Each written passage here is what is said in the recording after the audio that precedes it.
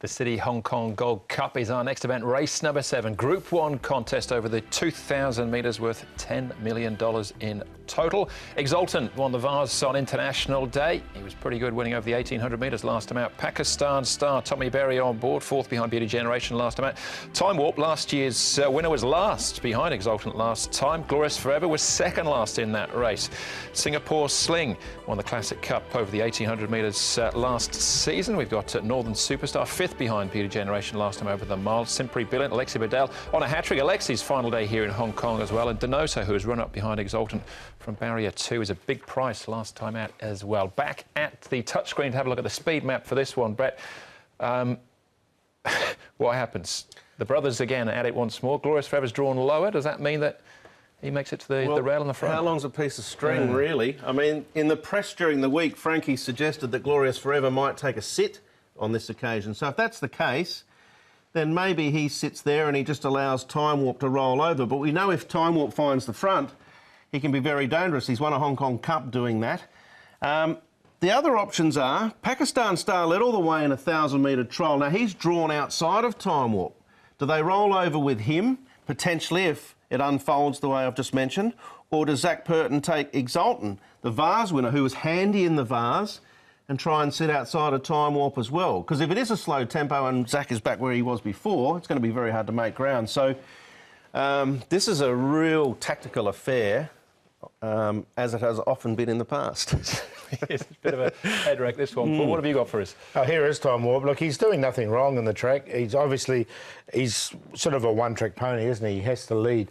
Whatever happens in this race, all those scenarios you talked about, Brett, I don't think it's going to be a slow pace, is it? There's going to be pace in it. So there he is there. Eagle Way now, he's been going really well this season. He had one little blip and there was at Happy Valley, but he was 3 wide all the way and on sort of forward and midfield, which doesn't suit him.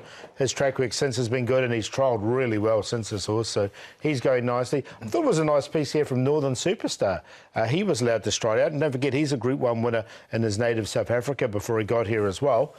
So, look, he looks cherry ripe going to this race. Yeah, 2,000 metres is his trip as well.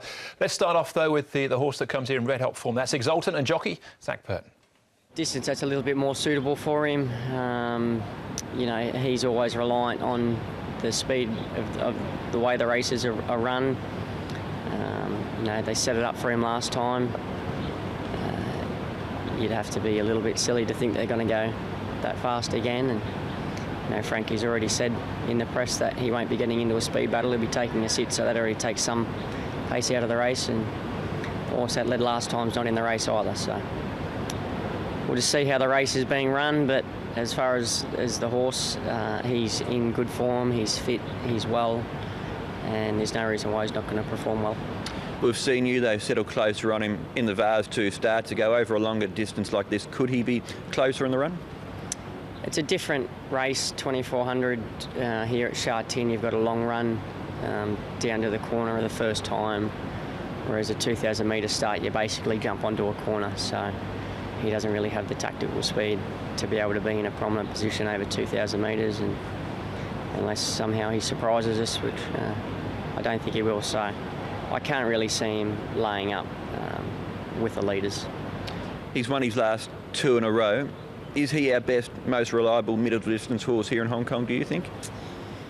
Most reliable, I don't know how you can term that to explain these horses, but there are a couple of horses that do need their own way in the way the races are run, whereas he's a little bit more versatile. So I suppose if that is what makes a horse reliable, then I suppose that's what he's got going for him.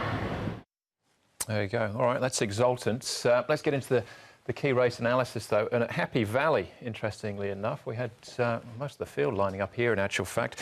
This is the Simply Brilliant winning the January Cup, but a whole host of them involved. Well, we'll go from the inside to out. Time Warp, Northern Superstar, Eagle Way, Gold Mount, Southern Legend, and Donoso's huge run from Donoso last time out behind Exultant. It was. He's had 2 runs at Group 1 level. Donoso hasn't featured. Simply Brilliant's trying the level for the first time. We must remember it's set weights as well. So they are both at a disadvantage off their ratings of 100 and 104.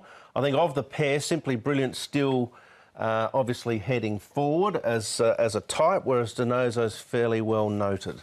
Yeah, I've got Simply Brilliant in the numbers. I haven't got Denozo in, but I've got Eagle Way in because I forget that run. Prior to that, his form was red hot. All right, OK. Well, back at the trials for this one. Pakistan Star, we watched this with Beauty Generation before. We'll just focus on Pakistan Star. Vincent Ho was riding him this morning. Yeah, well, I've been of the opinion that he's just not been going as well as he can be all season. I think I said last start they've been clutching at straws a bit. They were saying he wanted the 1.5 miles of the Vars.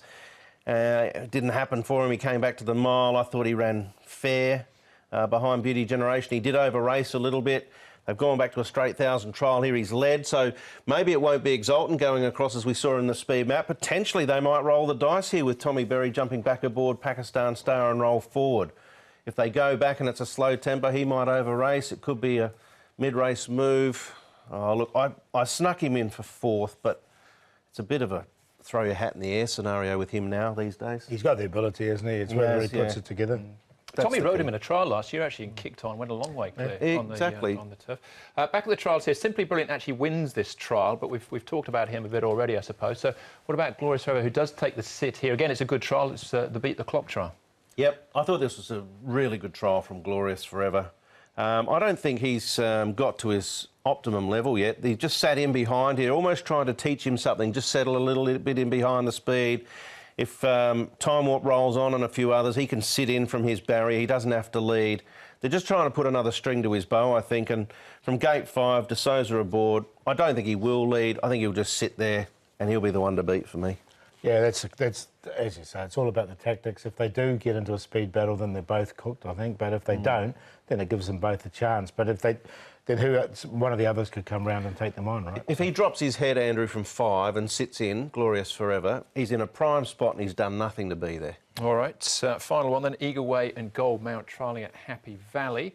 Eagle Way actually looks in pretty good form here. Yeah, this is the one I mean. He was 3 wide forward in midfield last start, Eagle Way, just completely forget the run. But look, I really like this trial. Previous to this, him and Exultant are running similar types of races. He's going to get the race run to suit. Hugh Bowman will jump aboard, visiting jockey.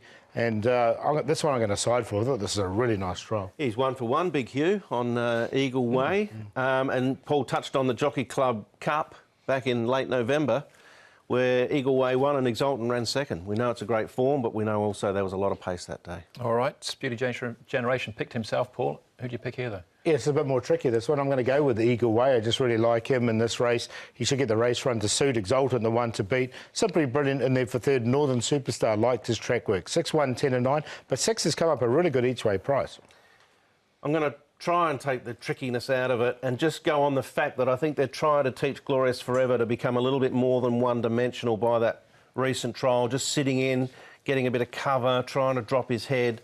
I think from the gate 5, if he settles behind the leader, 3 back the fence, 1 out, 1 back, he can power on from there, and he gets the best run in the race with all the potential scenarios for me. So him on top, Exultant Southern Legend, Pakistan Star. I've left out Time Warp, but he might get the soft lead. I'm happy to sit back and watch Simply Brilliant at this level at set weights. There's a few ifs, buts and maybes in this race. I'll take the safe option with Exultant here in the Gold Cup. Still one more big race to come, the Classic Cup. That's race number 9. We're back with the 8th, though. That's up next. Class 3, 1400.